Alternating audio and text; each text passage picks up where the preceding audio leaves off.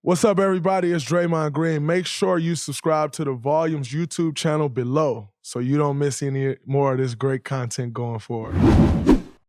What's up, everybody? Welcome back to the Draymond Green Show. As you know, we are recording this, as I told you before, we're recording this right after Game 4 here in Boston. Dubs went away with the win, 107-97 to tie the series up 2-2. Headed back to San Francisco. As I told you guys, our goal, you come on the road, you need to win one, take back home court advantage. We did that. Obviously behind the chef, Steph Curry, 43 points, 4 assists, 10 rebounds, absolutely incredible performance. I'll tell you what, to see the way Steph has played this finals is absolutely amazing. You know, we all have heard the slander and, the whole, he doesn't have a finals MVP and blah, blah, blah, that whole conversation. And he's responded exactly how I expect him to respond. Not sure if everyone else expects him to respond like that, but if you have any type of basketball mind and you're unbiased, you would expect him to respond like that because that's always what he's done. And it's been absolutely amazing to see. I mean, he put us on his back tonight and he carried us across the finish line. And it was great. I thought, he got to a lot of what he wanted to get to. Also was, a couple of those threes probably should have been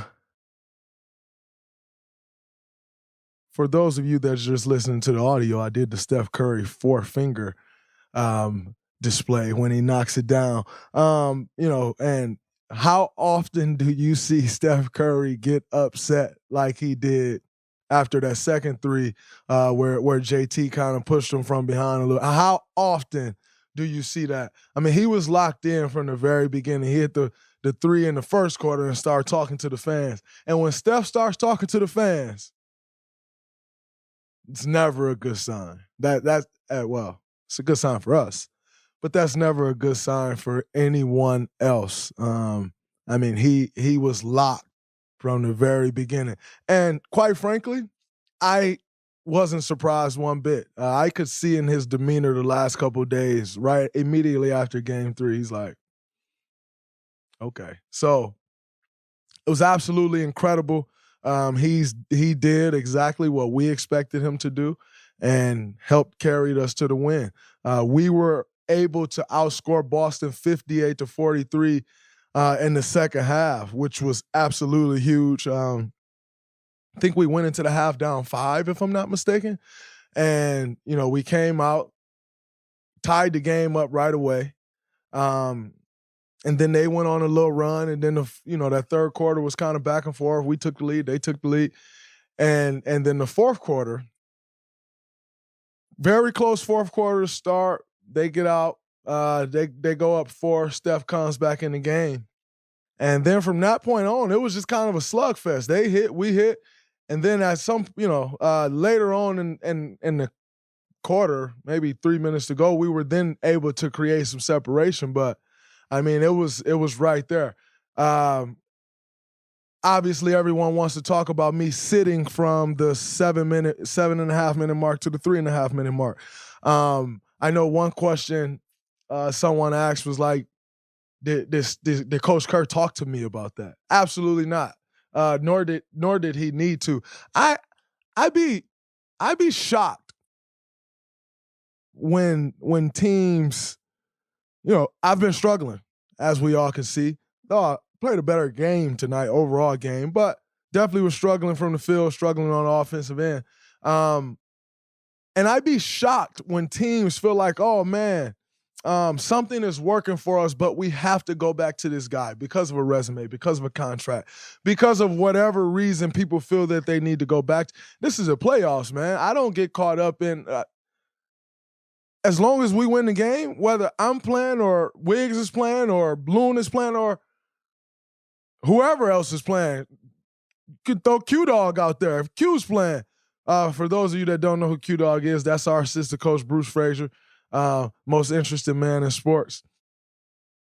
You could throw whoever out there. As long as we win, I really don't care. And so the whole notion of like, oh, man, you have to check in with certain guys if you're going to take them out the game, or if you think it's better for the team. I think that's ridiculous. I watch teams every year in the playoffs not sub guys that they know they should sub, and they lose. And so the fact that, Steve went away from me for a little while, was I pissed off and frustrated? Absolutely. Like 7 minutes to go in a extremely important game. You can't go down 3-1. You don't want to go down 3-1.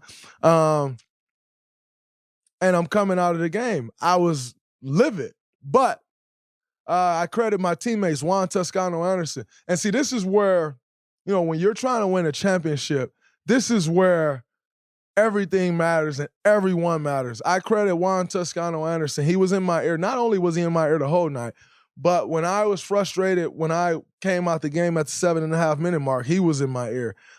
Chris Chioza was in my ear. Gary Payton was in my ear. And it was huge because I was able to respond due to their positive energy that they were pouring into me. I was able to respond and come up with a few big plays, a couple assists, a couple offensive rebounds, a couple stops. And so credit to those guys. Everyone has an impact. And it was huge of them to keep my mind in the game, and they kept my mind there, and I was able to contribute in a way that could help us win. So big shouts out to those guys. That was absolutely amazing. And so, like I said, for those that were wondering, no, Steve didn't talk to me, nor did he need to talk to me. That's just the way it goes. If someone else is getting it done more, then that's just that. And I can live with that. And I have to be ready to help the team whenever that is. And, it came back around to me. And that was that. Now, I think for me going home in Game 5, it'll be very important that I continue to take the shots that are there. The shots that I'm missing, I trust. And, they'll go in. And I'm going to keep shooting them. And I'm going to continue to do what I can to help this team win so that we can come out of this year as the NBA champions. That is the goal. That's the goal that you go into every season with. That's the goal that we go into every season with. And, we're 2 games away. And so whatever I have to do to help this team win, that's always what I'm going to do. Andrew Wiggins had an absolutely incredible night. He held JT to 23 points on 23 shots, which was absolutely huge. He was a team high plus 20. Team high plus 20. For those that don't know, that means we essentially won the game, for lack of a better term, by 20 points when Andrew Wiggins was on the floor. He was plus 20. Absolutely incredible. 16 rebounds, 17 points, 16 rebounds. Wiggs' career high in any game in his career of rebounding was 11 rebounds prior to tonight. 16 rebounds in arguably the biggest game of the year, and in the biggest game of his career. To come out with 16 rebounds is a true testament to his hard work, to his toughness, and his will to win. I thought that was absolutely incredible. For a guy who's been drug about that and drug about his intensity and all, 16 rebounds tells us everything that we need to know. Now, Raymond Ritter, Steph Curry, myself, and Wiggs were sitting in the locker room. I was getting dressed. Steph was getting dressed. I think Wiggs was getting ready to shower. And Raymond walks over, and he's like, yeah, man, it's your most rebounds in any game. Your highest or any game before that was 11. And Steph immediately thought the same thing I thought. Now, obviously, Steph isn't going to say it, so I'm always left to say it. But he immediately thought the same thing I thought. And Steph looked up, and I said, wow, Wiggs, that's incredible. 16 rebounds. But we must tell you how pathetic that is, Wiggs, that your previous high was only 11 rebounds. As athletic, and Wiggs said, man, I know, man. I know. But forget that. You got it done tonight, brother, when we needed the most, and it was absolutely amazing. But that was a little fun moment that we had, that we shared in the locker room to poke a little fun at one of the guys. And we're going to need him to continue to play that way. Obviously, he's been very important this entire run. and guys who's been guarding, but also what he's been doing on the offensive end and more importantly on the glass. It's been absolutely amazing. So big shouts out to Wiz. Killer Clay had 18 points, including a huge three that took the lead, and it was a clay ball. For those of y'all that don't know what a clay ball is, that means you catch it at eye level and just raise up. Ain't no dip, ain't boom. And he knocked it down. And I think, if I'm not mistaken, that gave us an 89-87 lead. And I could be a little off on that score, but I'm almost certain it gave us a 2-point lead. And it's absolutely huge. Clay was 4 for 10 from 3, which, we take in any night. But what I loved was his aggressiveness coming out the gate. He hit a couple shots for us. He got it going. And I'm going to tell you what Clay's mindset coming out the gate did for us tonight. Even more so than just his points and what he did to the defense. What his mindset did for us tonight out the gate was give Jordan Poole the same mindset out the gate, who came in and had 14 points, and he had a very, very, very nice stretch there in the first quarter to really get us going. And so Clay's attitude directly rubbed off on Jordan, and he came out the same way, and it was very crucial and important that he did come out that way. And he had that big stretch in the game for us, and that's all we needed. Obviously he continued to play, and having him on the court and what he does to defense is great. But that stretch right there was probably his most crucial stretch in the game. I also thought, Jordan was good on the defensive end. He battled, he fought with force, he came up with some important rebounds or some deflections. Absolutely incredible. So that was great from Jordan, and like I said, great from Clay to essentially hand him that mentality to come out and do exactly what he did, which was huge for us. JT finished the game with 23 points, 11 rebounds, and 6 assists. Jaylen Brown, 21 points on 19 shots. And I thought that was a key to the game. JT had 23 points on 23 shots. Jaylen Brown, 21 on 19 shots. To get those guys slightly more inefficient than they've been. That was a huge thing for us. JT really, really, really had it going in game 3, and so did Jaylen Brown. So to have those guys have less efficient nights to force JT into 6 turnovers, that was huge for us. Obviously getting extra possessions, and also you get out and run in transition and get some easier baskets as opposed to always playing against their set defense. Absolutely amazing. And we have to continue to do that. It's everybody's job when you're talking those two guys. It's not just one guy's job. It's a complete team effort. It's making sure you're helping when the help is needed.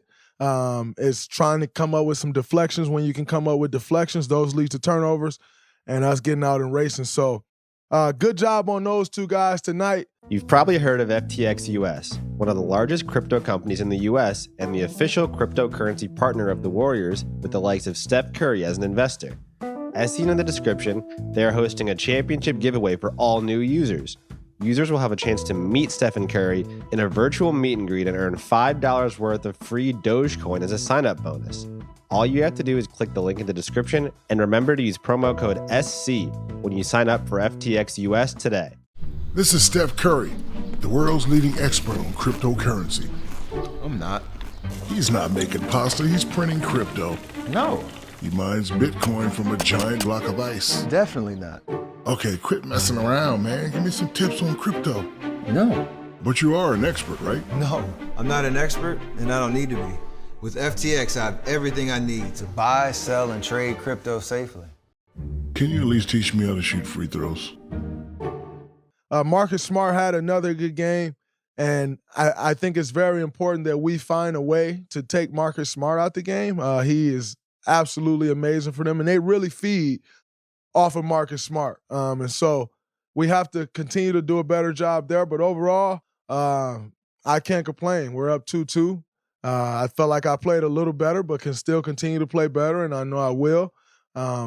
but just the force that we came out with, I thought that was very important. And, at times it wasn't going our way, but we continued to chug away at it and, plug. And when you're playing against a team like that at home, it's never going to be easy to tie that series up.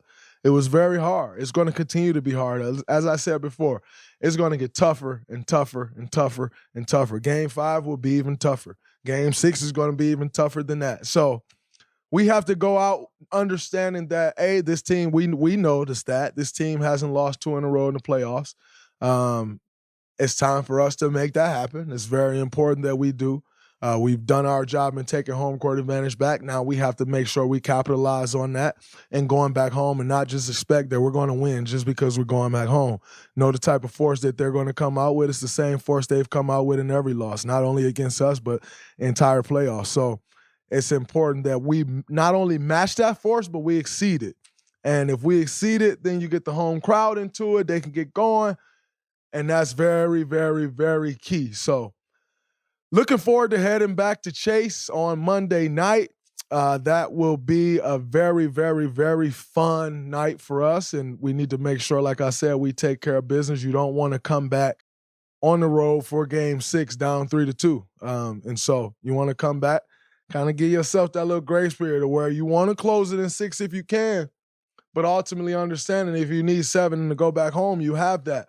But the only way that works and we can put ourselves in that position is if we meet force with force like we did tonight and go home and take care of home court advantage. So that's my analysis on the game. For those out there, yes, Draymond still has to play better, and I will, and just keep chugging away. Make plays when you need to make plays. Down the stretch, made a couple good plays, but just keep plugging away at it. It's been a tough series. I saw my mom tweet it. That has been a tough series for me. Absolutely. It definitely has, but figure it out how you got to figure it out. It's not the toughest thing I've had to deal with in my life thus far, but I'm sure I'll have a tougher challenge in life than this.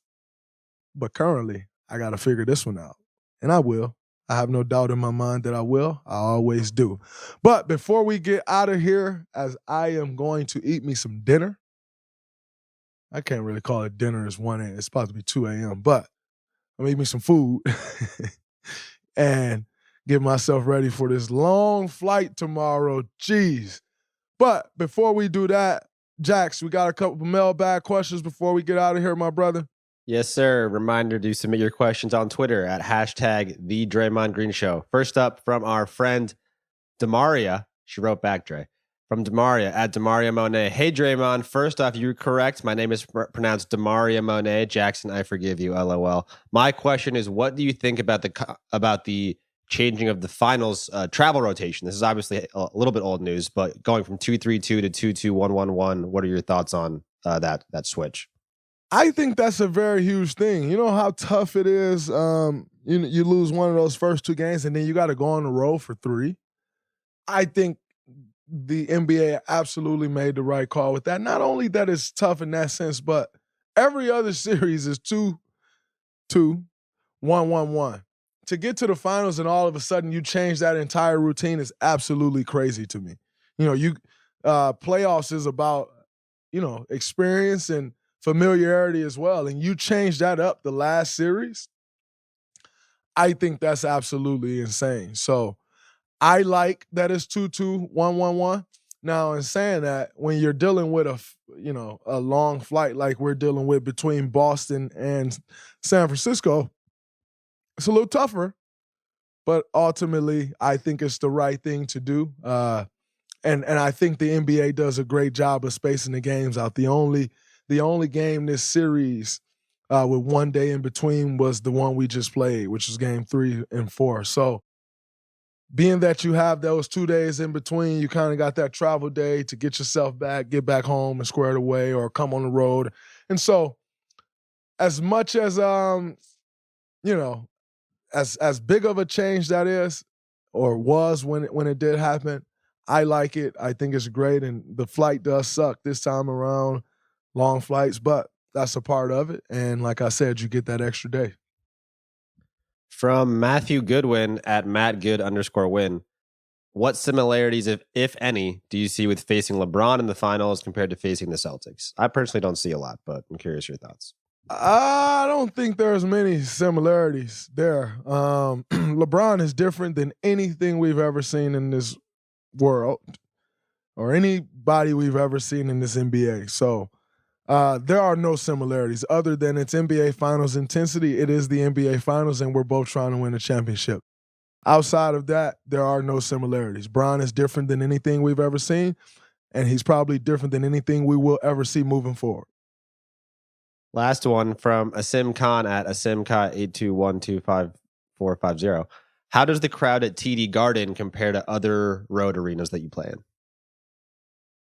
They're loud. They're pretty loud. They're very loud. A little obnoxious. But Cleveland fans used to be obnoxious too. Now I think these people take the cake. And going away, they take the cake. But yeah, it's loud. I mean, you're trying to win a championship. It should be loud. The fans should be into it. And so I respect it. And after the series, I'll appreciate it. But for now, you know what it is with them.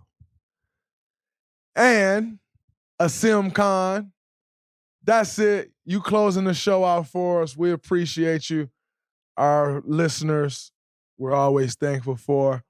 Until the next game, which is Game 5, Monday night, June 13th. I'll talk to y'all after that. But until then, that's a wrap from the Draymond Green Show. Peace.